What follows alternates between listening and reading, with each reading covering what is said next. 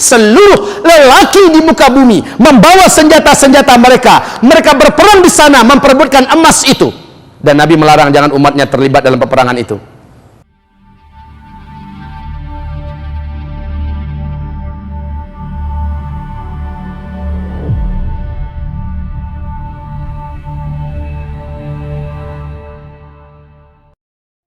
Baik, hamba-hamba Allah yang kami muliakan, mari kita lanjutkan. Ini Dajjal. Sudah siap bertemu dengan era Dajjal? Sudah siap? Berlindunglah kepada Allah. Kalau mengatakan sudah siap, menurut saya sombong. Saya saja tidak siap, bagaimana kita berani mengatakan sudah siap? Berlindunglah kepada Allah. Tapi siap nggak siap, ini ibarat matahari udah mau tenggelam. Siap nggak siap, matahari tetap akan tenggelam. Begitu Bapak, Ibu. Mari kita lanjutkan. Di dalam hadis Nabi mengatakan seorang remaja lelaki, satu-satunya laki-laki dan manusia di bumi yang Dajjal tidak mampu menaklukkannya, tidak bisa menguasainya. Dan remaja ini saat berjumpa dengan Dajjal nggak mau sujud kepada Dajjal. Padahal siapapun yang bertemu dan berjumpa dengan Dajjal pasti akan terpengaruh oleh sihir Dajjal, oleh hipnotis Dajjal, dan akan sujud menyembah Dajjal. Tapi remaja ini enggak. Dajjal menghampirinya, tangkap. Maka ditangkap. Kamu kenapa nggak mau sujud kepada saya? Kata remaja ini, tentang diri engkau saya telah baca dalam hadis-hadis Nabi Muhammad SAW bahwa engkau adalah Dajjal. Ciri-ciri mirip, fisikmu mirip dengan gambaran Nabi dan kemampuanmu juga. Maka saya haram sujud kepadamu. Saya hanya akan sujud kepada Allah. Dajjal pun marah. Dajjal sangat marah. Dan dijambaknya rambut remaja ini. Tangan kanannya memegang gergaji, langsung dibelahnya batok kepala itu hidup. Remaja ini pun meninggal dunia, dibelahnya sampai terbelah dua tuh badan, tergeletak di lantai, darah bersimburan kemana-mana. Lalu Dajjal mengelilinginya satu kali keliling, sambil mulutnya komat kamit membaca mantra-mantra tertentu. Setelah itu setelah satu kali keliling, Dajjal berkata, "Kum, bangkit kamu, bangun." Allah izinkan saat itu remaja ini bangkit kembali, tubuhnya kembali merapat, menyatu, dan dia pun berdiri. Darah tadi yang di lantai tetap bergenang di lantai. Darah yang mencubratan kemana-mana di tubuhnya tetap membasahi tubuhnya, tapi dia telah utuh kembali dan dia berdiri dengan tegar dan kokoh. Para pengikutnya betul-betul semakin yakin ini asli Tuhan. Tapi remaja ini setegar semula, tetap tidak mau sujud. Apalagi kata Dajjal, sujud, saya Tuhan kamu, saya sudah hidupkan kamu setelah kamu saya matiin, dan ini cuma Tuhan yang bisa buat, dan saya sudah lakukan itu pada kamu, kamu lihat sendiri kan tadi. Apa kata remaja ini? Sorry Jal. Malah dengan kejadian ini makin mantap keyakinan saya, kamu asli Dajjal 100%. Saya udah baca hadisnya, akan ada seorang remaja lelaki yang tidak bisa ditaklukkan dan ditundukkan oleh Dajjal, lalu remaja itu dibunuh oleh Dajjal, kemudian dihidupkannya kembali. Lalu dia tetap tidak akan mau sujud kepada Dajjal. Kemudian Dajjal membunuhnya kali kedua, tapi Allah telah mencabut kemampuan Dajjal untuk membunuhnya. Dan kemampuan Dajjal membunuh yang lain juga sudah Allah cabut dengan kejadian itu. Kamu setelah ini tak akan bisa bunuh saya loh Jal. Dan tidak ada satupun manusia yang bisa kamu bunuh setelah kamu membunuh saya tadi. Betul, Dajjal marah, ingin membunuhnya kembali langsung dengan tangannya. Dia sudah tidak berdaya. Akhirnya Dajjal perintahkan para bala tentaranya dan para pengikutnya, cincang nih anak, syahidlah remaja ini. Dan Rasul mengatakan itulah semulia-mulia syahid di akhir zaman. Umur remaja dalam hitungan ilmu sosial berapa? Belasan tahun ya.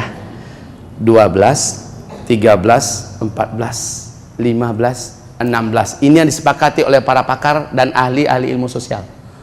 Umur 17 tahun diperselisihkan.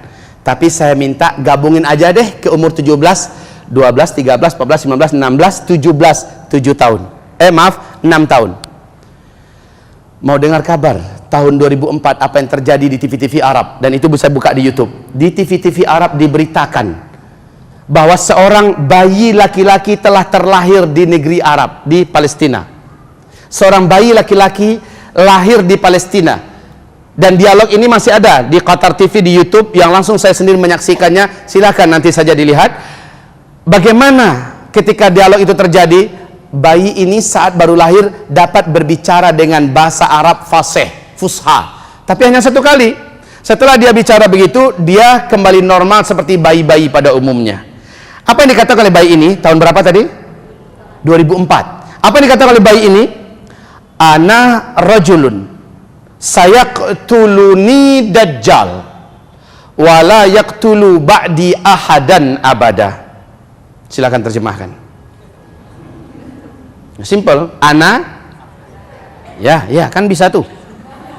Rajulun, laki-laki, sayaqtuluni dajjal, yang nanti akan dibunuh oleh dajjal. Wala yaqtulu ba'di ahadan abada. Setelah itu dajjal takkan mampu membunuh diriku untuk kali kedua atau siapapun saja lagi selama-lamanya. Setelah itu bayi ini normal seperti bayi-bayi pada umumnya. 2004. Jika ini berita sahih, diberitakan memang benar, tapi jika ini adalah beritanya sahih, maka semakin menguatkan berita tentang kemunculan dajjal sudah diambang pintu. Apalagi kalau antum mau tahu, gedung tertinggi di dunia yang sedang dibangun sekarang ini di mana? Di Jeddah, yang 1,2 km. Antum tahu tidak? Lambang tertinggi dan terbesar dari gedung itulah lambang mata dajjal. Untuk antum ketahui. Maaf ini saudaraku, untuk antum ketahui, dunia sekarang sedang mempersiapkan simbol-simbol kemunculan dajjal sudah sangat banyak terpampang di seluruh kota-kota besar dunia hari ini. Baik, kita kembali. Jika berita ini benar semakin menguatkan. Alah Pak Ustadz, bisa jadi itu hanya dibuat-buat. Berita itu dikarang-karang saja untuk melakukan pemberita, untuk menghangatkan pasaran. Oke, saya setuju. Ini kan zaman penipuan kan? Ini zaman bisa saja dibuat-buat dikarang-karang, saya setuju. Tapi siapa yang bisa ngarang-ngarang tentang Danau Tiberias? Hadisnya sahih. Sehingga Syekh bin Baz sendiri pun menangis mengatakan inilah zaman akan keluarnya Dajjal. Siapa yang bisa mengarang tentang matinya kebun kurma di Baisan yang sudah 2 tahun ini tidak berbuah sama sekali? Siapa yang bisa menutup-nutupi fakta dan keadaan tentang mata air sungai, mata air Zuhar? Siapa yang bisa menutup-nutupi? Tidak bisa.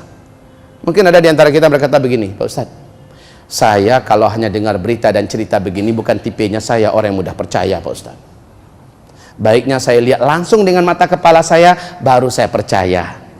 Kan ada orang kayak gini gayanya kan? Hah? Kalau saya nggak lihat Pak Ustadz, itu YouTube kan bisa main olahan komputer Pak Ustadz.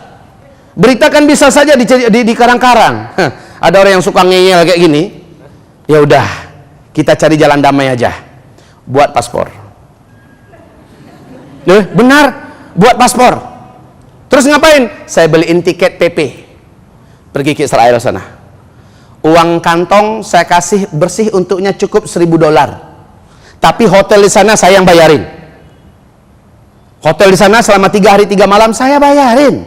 Nggak ada masalah, insya Allah Ta'ala. Cukup 3 hari di sana ya. Oh perlu teman, perlu muhram, pakai, bawa. Lihat langsung. Kalau ternyata yang saya katakan semuanya bohong, tidak benar, maka pulangnya nanti saya janji insya Allah akhir Desember saya bawa umroh insya Allah. Saya bawa umroh atau saya pergikan umroh dengan fasilitas nomor 1 gratis. Cuman kalau semua yang kami informasikan ini ternyata ketemu dan benar seluruhnya, satu saja permohonan saya, kembalikan uang saya semua. Iya Pak. Ada satu lagi kalau mau sih, setelah kembalikan uang saya semua, umrohkan saya. Iya, harus berani begitu. Berani mencoba membantah, saya akan tunjukkan pertanggungjawaban saya. Tapi kalau terbukti yang saya sampaikan semuanya adalah benar, satu lagi nanti saya akan sampaikan, kata Rasulullah, la taqumu as-saa'atu hatta yahsirul furat. Tak akan terjadi kiamat sampai sungai Efrat mengering. Sungai Efrat di mana? Irak. Sungai Efrat di Irak. Tolong catat, tanggal 12 Februari tahun 2013 di majalah newspaper yang paling bergengsi di Amerika, yaitu New York Times. Lihat tanggalnya, 12 Februari 2013. Apa pernyataan NASA Amerika Serikat? Kami telah memantau dengan satelit dan melihat dari dekat kondisi sungai Efrat hari ini, kata mereka. Per Februari 2013 sungai Efrat sudah menyusut airnya 60%. Menurut analisa kami, tahun 2014 sungai ini akan kering 100%, dan tepat 2014 bulan April sungai Efrat sudah tidak berair 100% sampai sekarang. Dan Nabi menjamin ketika sungai Efrat mengering, manusia di muka bumi akan dikejutkan dengan munculnya gunung emas yang sangat besar dan padat, yang menyebabkan seluruh lelaki di muka bumi membawa senjata-senjata mereka berperang di sana memperebutkan emas itu. Dan Nabi melarang jangan umatnya terlibat dalam peperangan itu. Mari kita dengarkan pernyataan George Walker Bush. George Bush, masih ingat nggak makhluk satu nih? Masih ingat? Apa pernyataan beliau sebelum beliau digantikan oleh Barack Obama? Berapi-api di Gedung Putih, dan itu masih ada di YouTube. Beliau mengatakan, satelit kita telah menemukan potensi emas yang sangat besar di Irak. Amerika Serikat selaku polisi dunia akan memastikan emas itu tidak jatuh ke tangan para penjahat-penjahat. Padahal yang penjahat siapa? Yang bajingan itu siapa? Mereka. Amerika Serikat selaku polisi dunia akan memastikan emas itu nggak jatuh. Tapi pernyataan ini yang penting loh. Satelit kami telah menemukan potensi emas yang sangat besar di Irak. Sesuaikan dengan hadis Nabi, ya. Sungai Efrat itu di sini posisinya. Sesuaikan dengan hadis Nabi. Nabi mengatakan, la taqumu sa'ata yasiral furat. Takkan terjadi kiamat sampai mengering terlebih dahulu sungai Efrat. Dan ketika sungai Efrat mengering, manusia akan menemukan gunung emas yang besar di sana. Bush sudah mengungkapkannya. Ada yang mau membantah lagi? Udah deh, dengan paspor itu sekalian tiketnya ke Irak. Mudah-mudahan nggak kebom oleh ISIS. Subhanallah, mau bantah apa? Saya ngelihat yang tukang bantah cuma memang yang nggak mau dengar pengajian. Pokoknya kita nyampaikan di luar nanti nih. Allah, mau aja dibodoh-bodohin. Kan begitu bahasanya kan? Ini udah zaman modern, nggak zamannya dibohong-bohongin kayak gitu. Yang nggak dengar kayak gitu tuh bahasanya di luar. Tapi kalau dia mengikuti dari awal, dia akan Masya Allah, begitu. Maka beruntunglah yang dengar. Maka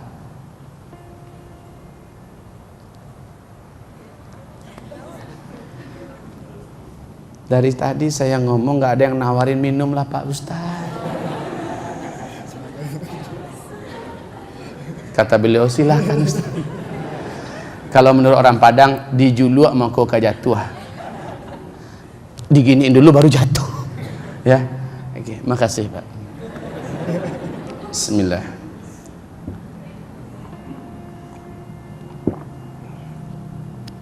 Masih sanggup? Kita sampai jam berapa? Ari masih muda kok. Ya. Insyaallah sampai jam 11 sanggup? Antum yang benar aja. Enakan di antum duduk aja. Tapi nggak apa, insyaallah. Saya juga alhamdulillah diberi nikmat dan rezeki oleh Allah, hobi dan senang bicara lama. Alhamdulillah. Kalau di Malaysia pagi itu sampai maghrib seminar sehari tentang akhir zaman. Jadi satu persatu itu saya urai dengan rinci sampai ke pembahasan amalan dan persiapan akhir zaman. Kalau kita malam ini baru sebatas prolog. Yang saya sampaikan tadi baru prolog loh ya. Kalau mau dengarkan rinci silahkan buka di YouTube. Ceramah kami lengkap mulai dari masalah dukhon serinci-rincinya, dan kita bedah kitab. 10 hari terakhir kemarin iktikaf diminta oleh tim Adzikra di Sentul. Dari jam 9 sampai zuhur itu saya membedah tanda besar kiamat satu demi satu setiap hari, dan itu pembahasannya luas sekali. Sudah ada di YouTube, silahkan nanti ikuti berikutnya di YouTube. Yang belum saya bahas secara rinci adalah tentang Al-Mahdi. Ini kitabnya Al-Mahdi. Al-Mahdi ini adalah sosok manusia pemersatu umat nanti di akhir zaman, dan beliaulah yang menjadi khalifah nanti di fase kelima. Al-Mahdi ini keturunan kandung Nabi Muhammad sallallahu alaihi wasallam. Ini Al-Mahdi. Rasul mengatakan Al-Mahdi ketika menjadi khalifah, dia hanya akan menjabat selama 7 tahun saja, lalu beliau meninggal dunia. Isa juga meninggal dunia di masa ini. Kemudian Al-Mahdi meninggal, 1 atau 2 tahun berikutnya digantikan oleh Al-Qahtani. Rasul bersabda, Al-Qahtani ini sama alimnya, sama bijaknya, sama solehnya, sama mulia akhlaknya seperti Al-Mahdi. 7 tahun Al-Mahdi memimpin di sini, belum meninggal. 1 atau 2 tahun berikutnya digantikan oleh Al-Qahtani yang menjadi khalifah. Lalu terjadilah tanda besar kiamat yang ke-7. Baik. Di manakah Al-Mahdi ini muncul? Al-Mahdi muncul persis setelah Dukhon. Apakah Al-Mahdi termasuk tanda besar kiamat? Tidak. Al-Mahdi tidak termasuk tanda besar kiamat. Ya, sini Al-Mahdi kemunculannya. Ustaz, Al-Mahdi ini siapa dan di mana? Secara ringkas saja saya katakan, Al-Mahdi, kata Rasulullah, min itrati, dari keturunan kandungku, nasabnya kepada Hasan bin Ali bin Abi Thalib. Awas, karena Syiah juga memiliki Imam Mahdi versi mereka.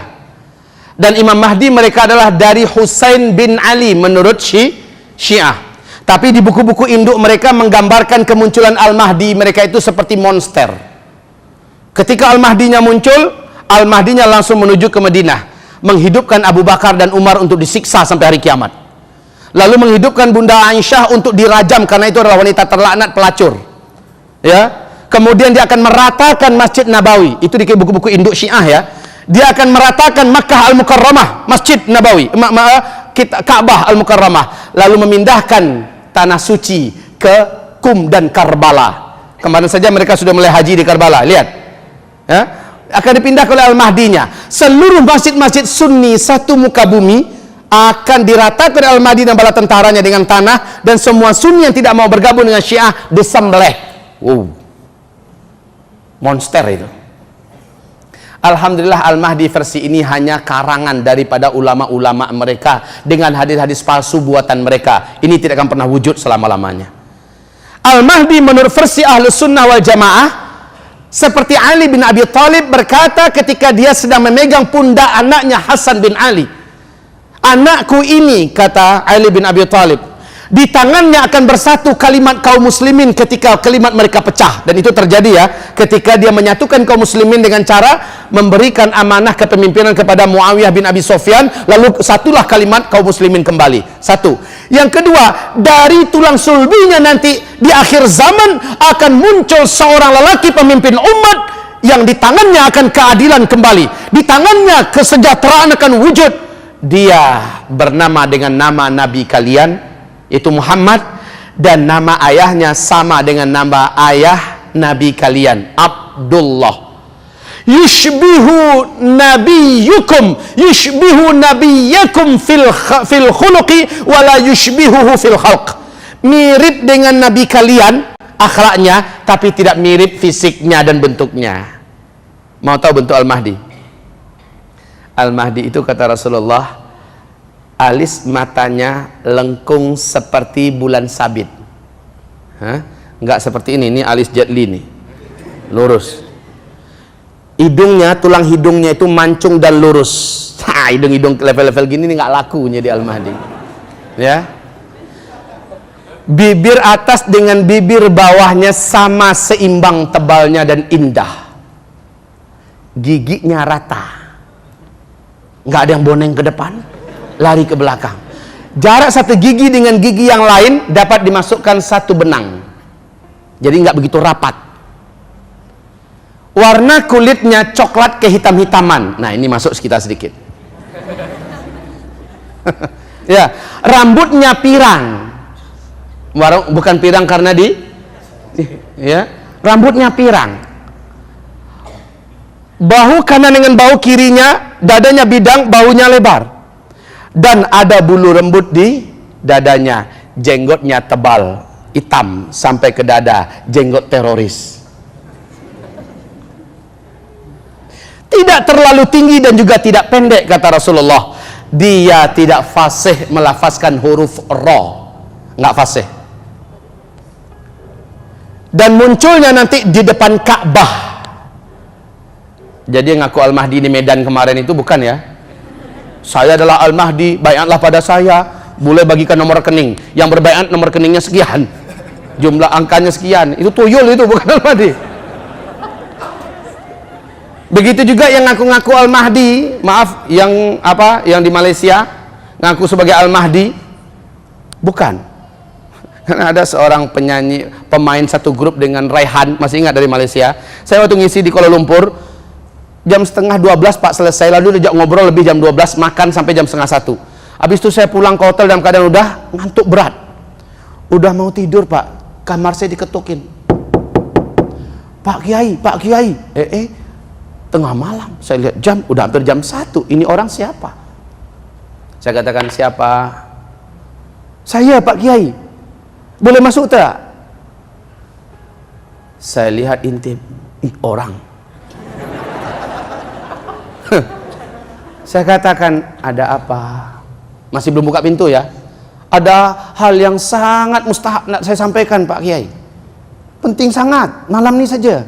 Saya katakan, besoklah lepas sembahyang subuh kita boleh nak jumpa, duduk puas-puas, tak apa. Pak Kiai please, saya nak berangkat, nak bertolak ni sebelum sembahyang subuh, katanya. Saya buka pintu, saya kasihkan muka orang nak ngantuk dah. Saya kasih muka wajah yang sangat mengantuk, biar dia kasihan sikit.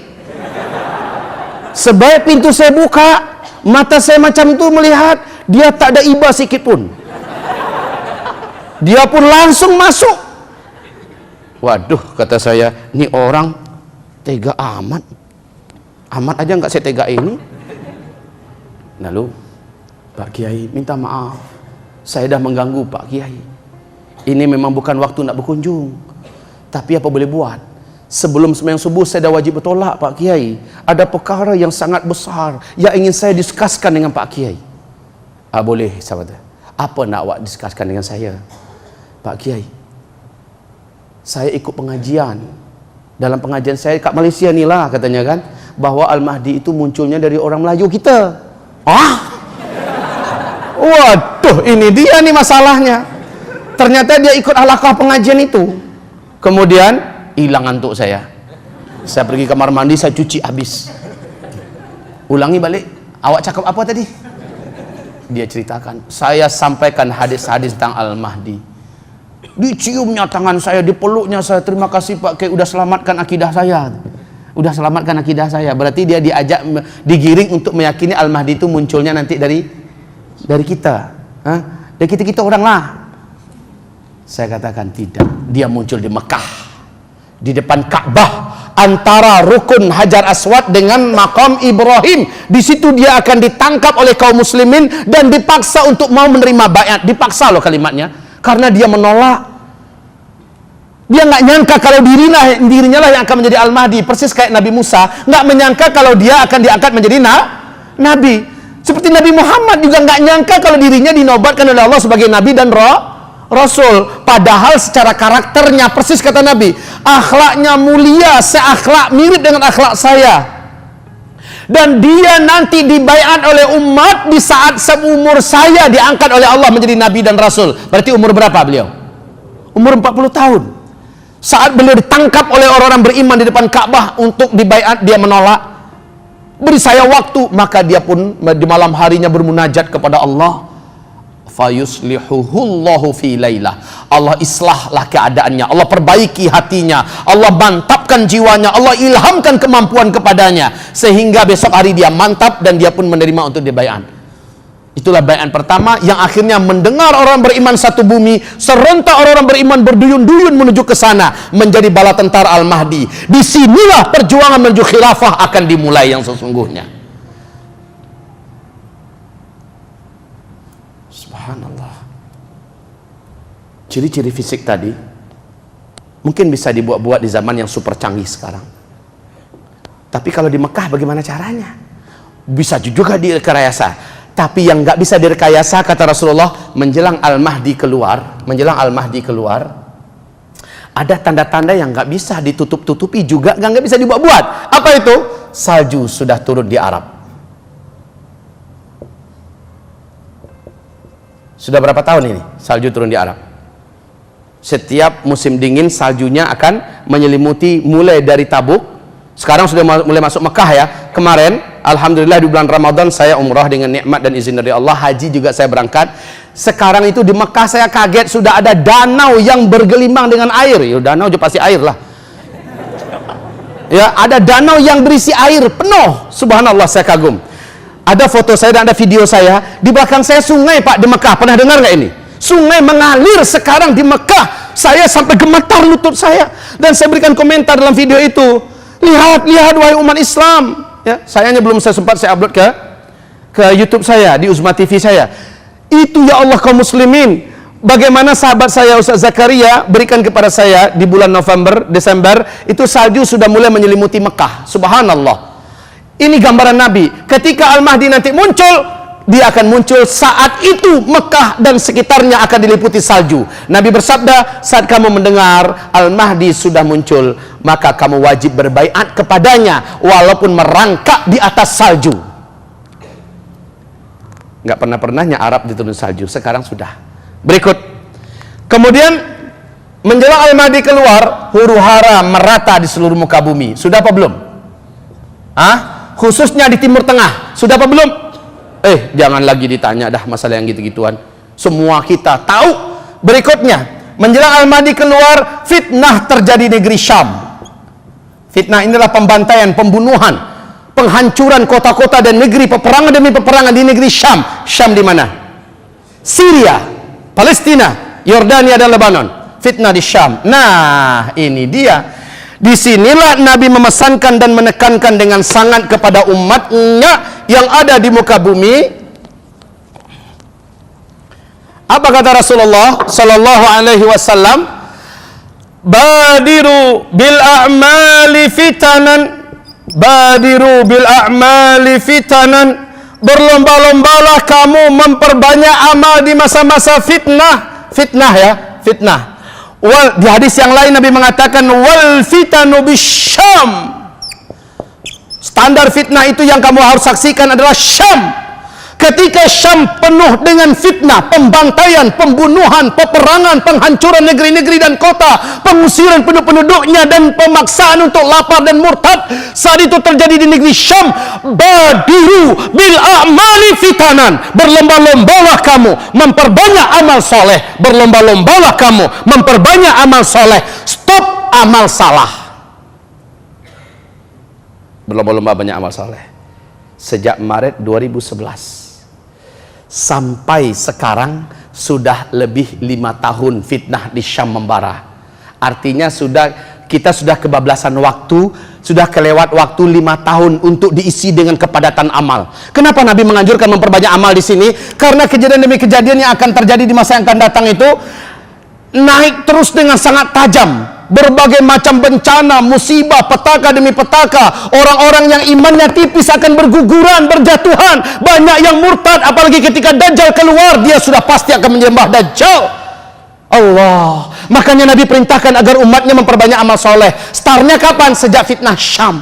Ketika dukhon terjadi, cuma orang yang beriman dan amal solehnya yang banyaklah yang akan selamat. Ketika dukhon terjadi. Ibu-ibu, dukhon ini sangat dekat. Dajjal juga sudah sangat dekat. Waktunya sudah saling tumpang tindih sekarang ini.